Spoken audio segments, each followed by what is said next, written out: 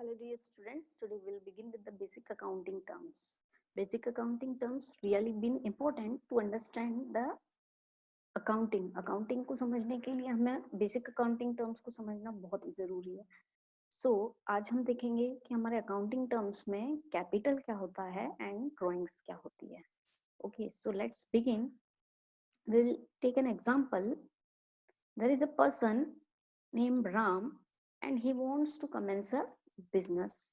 उसे business start करना है राम को. अब राम को बिजनेस स्टार्ट करना है तो इनिशियली उसे क्या रिक्वायरमेंट होगा. एंड अगर वो बिजनेस स्टार्ट करना चाहता है then what he will be the owner of the business. Okay. And उसकी रिक्वायरमेंट होगी कैश, ऑफ कोर्स कैश होगी.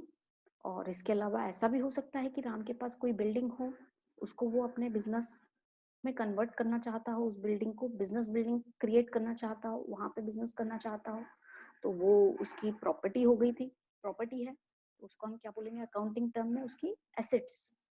ठीक है.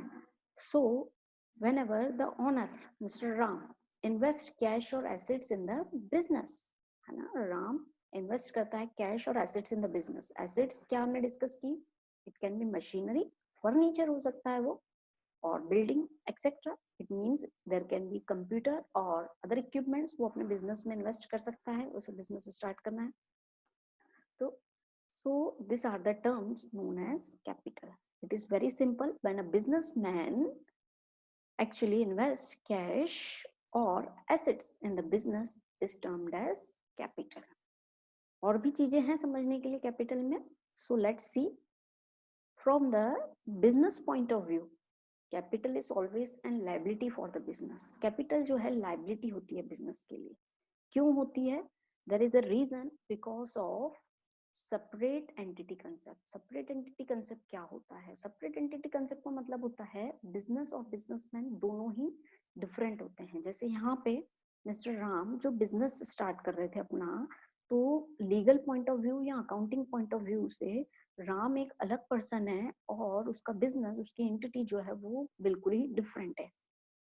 फॉर एन एग्जाम्पल, अगर राम पर कुछ केस चल रहा है तो बिजनेस लायबल नहीं रहेगा पे करने के लिए, because Ram is different. Same ऐसा ही अगर बिजनेस पे कुछ लीगली केस चल रहा है तो राम जो है पूरी तरीके से लायबल नहीं रहेगा उसको पे करने के लिए.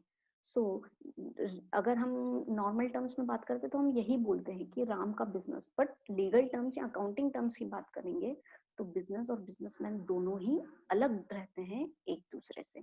सो due to separate entity concept, अब ऐसा हुआ है कि राम ने इन्वेस्ट किया है बिजनेस में कैश या कुछ एसेट्स के थ्रू, तो अब बिजनेस की रिस्पॉन्सिबिलिटी क्या बनती है कि वो फ्यूचर में बिजनेस राम को वो चीजें लौटाएगी.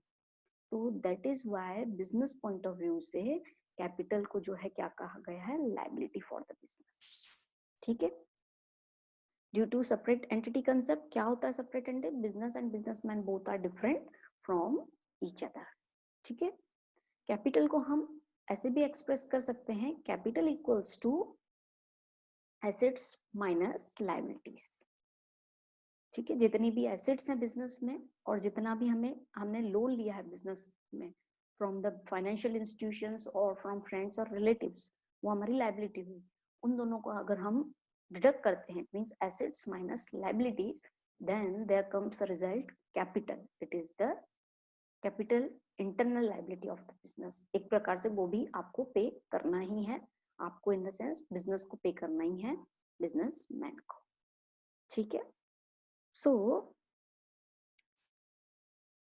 profit and additional capital increases the capital of the business. अगर हमारे बिजनेस में प्रॉफिट होता है या एडिशनल कैपिटल आता है तो वो हमारे कैपिटल को बढ़ा देगा. प्रॉफिट तो समझ में आता है, अब एडिशनल कैपिटल क्या होता है?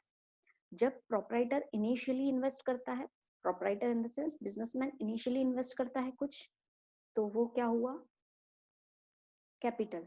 लेकिन ड्यूरिंग द ईयर ऐसा हो सकता है उसके पास कुछ अमाउंट है और वो अपने बिजनेस को एक्सपांड करने के लिए इन्वेस्ट कर रहा है, तो it is an additional capital, तो वो हमारे कैपिटल को बढ़ा देगा.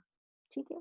सेम ऐसे vice versa, loss and drawings decreases the capital of the business. Loss हमारे कैपिटल को कम कर देगा.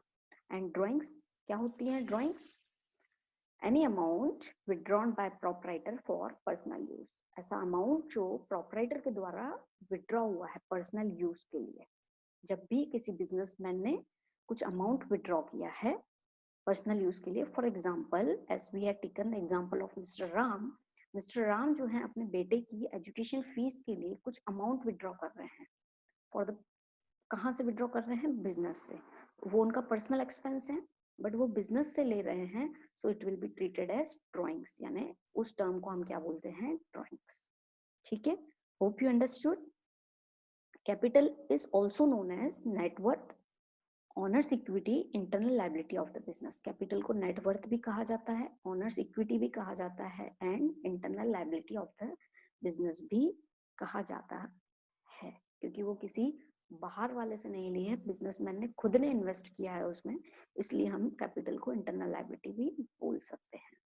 सो लेट्स कंक्लूड, हमने क्या पढ़ा है? Capital, it is an amount invested by a businessman to start a business.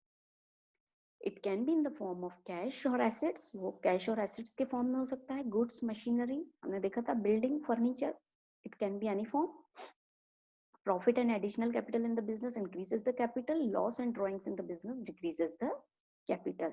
Same ऐसा ही हमने देखा था, एक इक्वेशन देखी थी कैपिटल की, capital is equal to assets minus liability. और कैपिटल के और भी नाम है, net worth, owners equity and internal liability of the business. ठीक है, अब देखते हैं हमने drawings. Drawings is an amount withdrawn by a businessman for personal use. जब भी बिजनेसमैन कुछ पर्सनल यूज के लिए या पर्सनल एक्सपेंस के लिए बिजनेस से कुछ विड्रॉ करेगा, उसे हम क्या कहेंगे? ड्रॉइंग्स। ठीक है, ये होता है हमारा capital and this are our drawings. Hope you understood friends. ठीक है, तो आप, थैंक यू।